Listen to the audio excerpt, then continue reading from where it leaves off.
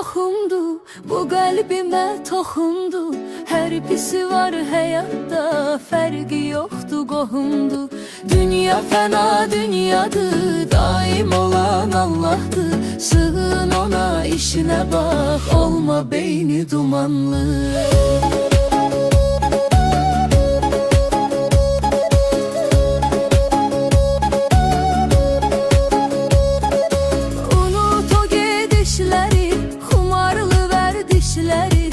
Beş-üç gün ömrün qalıb, tərk elə pis işləri.